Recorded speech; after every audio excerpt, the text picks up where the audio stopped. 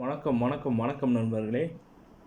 Amazon delivery செய்யும் பொருட்களுக்கு வரும் 19ஆம் தேதி முதல் ரூ. 2000 நோட்டுகளை வாடிக்கையாளர்கள் வழங்கினால் ஏற்றுக்கொள்ளப்படாது என்று அமேசான் நிறுவனம் அறிவித்திருக்கிறது.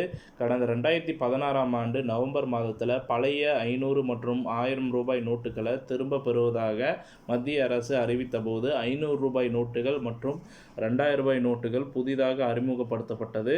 தொடக்கத்தில் அந்த நோட்டுகள் அதிக புழக்கத்தில் விடப்பட்டாலும் பின்னர் அதனை அச்சிடுவதை புழக்கத்தில் விடுவதையும் RBI குறைத்து கொண்டது. அதைத் தொடர்ந்து கடந்த மே 19ஆம் தேதி அப்போது புழக்கத்தில் இருந்த ரூ. 2000 நோட்டுகளை திரும்ப பெறுவதாக இந்திய ரிசர்வ் வங்கி அறிவித்திருந்தது. அதன்படி மக்கள் தங்களிடம் உள்ள ரூ. 2000 நோட்டுகளை வரும் செப்டம்பர் 30ஆம் தேதி வரை வழங்கினால் வங்கிகளில் டெபாசிட் செய்யவும் அதனை ரூ. 500 நோட்டுகளாக மாற்றி கொள்ளவும் கால அவகாசம் அளிக்கப்பட்டது. ரூ. 2000 நோட்டுகளை திரும்ப பெறுவதற்காக ரிசர்வ் வங்கி அறிவித்தபோது அமேசான் நிறுவனம் தங்களது வாடிக்கையாளரிடம் ரூ. 2000 நோட்டை பெற்றுக்கொள்ளும் என்றும் அறிவித்திருந்தது. ரிசர்வ் வங்கி அளித்த காலக்கெடு இன்னும் சில நாட்களே இருக்கும் பட்சத்தில் செப்டம்பர் 19ஆம் தேதி முதல் வாடிக்கையாளர்கள் வாங்கும் பொருளுக்கு ரூ. 2000 நோட்டுகளை பெற்றுக்கொள்வதில்லை என்று அமேசான் நிறுவனம் அறிவித்துள்ளது.